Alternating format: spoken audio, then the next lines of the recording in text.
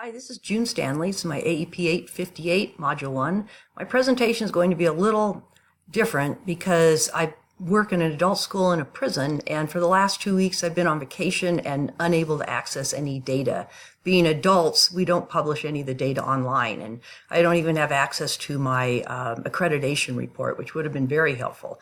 So I'm using the data from Chalin Junior Senior High School, which I looked at for Module 3 for the first part, and then the second part, I still wanted to look at what we're doing at Earl Warren Adult School because I'm pretty invested in that school. So Chalin Junior Senior High School, who are we? Small school, Title I, 61 students, and at present, more males than females. Our diversity, we have a lot of Hispanics, and you can see Chalin Junior Senior High School has about 31%, negligible blacks and any other type of ethnicity, and the state has a little more diversity. Trends are pretty difficult to see with a population of 61. Something can appear to be a trend when it's really just a wild variation in a small number of students. But it does appear that we have fewer and fewer white students and more Hispanics. And that meshes also with the percent of migrants, more and more migrants and fewer non-migrant students. This chart for 2017 is really misleading, 31% ELL students, whereas in 2013 through 16, we had none. So this is one of those wild variations that you see in small populations. Not too many students with disabilities, quite a few economically disadvantaged, almost half the population. That always makes things more difficult. Teachers, so hard to find good teachers in these small rural schools. And so we tend to get teachers who are right out of college. They may not be fully licensed yet. We tend to get teachers that can't get hired on somewhere else for whatever reason, not necessarily because they're bad teachers. Highly qualified, in these little schools, teachers often have to teach several subjects, and they may not be highly qualified for all. However, if you look at the data a little more closely, 100% of the teachers for math, English, and science are highly qualified in Chalin. So like a lot of these little schools and small communities, their performance indicators are really good. Small communities are very supportive, and so their graduation rates, their participation rates, attendance rates are comparable to the districts, and all of them better than the state performance. Math and ELA performance level reports, not very good. However, they're actually in many ways better than the state, which is a little surprising. But we have way too many students at level 2 and level 1, and very few at level 3 and even fewer at level 4, and that's for both subjects. So how do we do business? Now I'm going to switch over to my Earl Warren Adult School in California Correctional Center. It's a state prison in California. The community of Susanville, which we are outside of, barely even knows that we exist. And yet there is a community right within the institution. Thousands of people work there.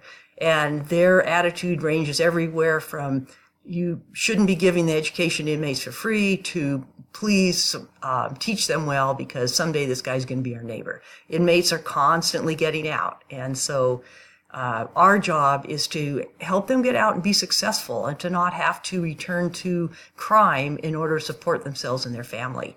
As far as the students, a lot of them don't want to be in the classroom. It's not voluntary unless you're in my classroom, because I'm lucky. I run the voluntary ed program and the college program. But a great many of them value education highly. They've never had anyone graduate in their family. And if you've ever seen a grown man literally dancing for joy when he's told he got his GED, that's really something.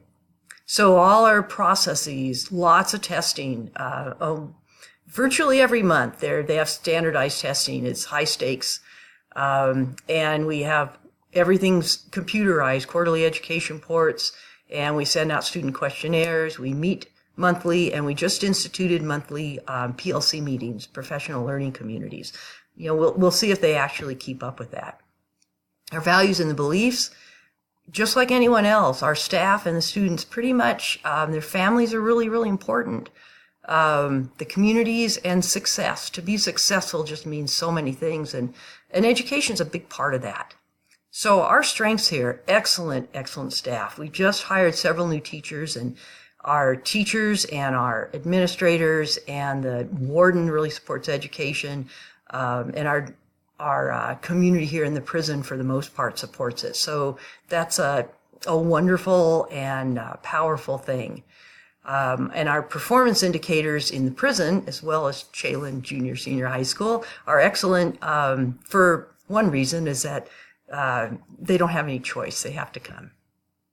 So our challenges in the prison, inmates in and out all the time. You can't just have a year where you plan it out. You have to deal with it completely different than in public schools. And we don't have much time to collaborate, and I know that's true in public schools. And our students, a lot of them, they really have poor social skills. Their educational background is terrible, and their circumstances are very difficult. So we exist, Earl Warren Adult School, to give them those skills, life skills, technical skills. We have a big vocational program, academic skills, just whatever we can do for them that will help them be successful when they get out. So these are my goals. Increase GED pass rate to 90%, increase TAPE scores for 5%, more college students, reduce their transfers, and we want more camper students. Those are the ones that are out at the fire camps. And so the gaps, GED rates are 86%. We want that up for 4%. TAPE scores have been flat. Number of college students about 250, so we want to add another 50 to those.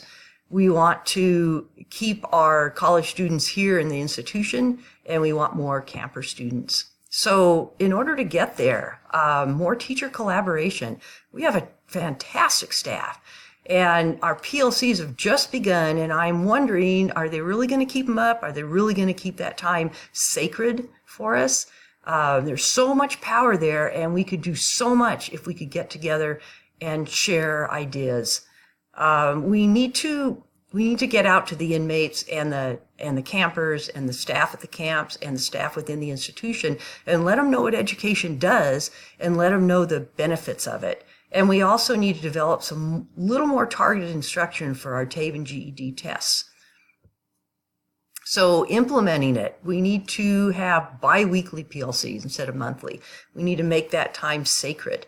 We need to do more analysis of TABE and GED scores and create some kind of a program, ongoing program that educates all staff and inmates about opportunities and benefits of education. And we also need to meet with the assistant warden of education and the warden and work on the number of transfer students. So evaluation, monitor all those test scores, look at the questionnaires, analyze the data, aggregate the data, take it apart and look at it, and monitor the numbers of college students and why they drop. So my references, thank you for listening.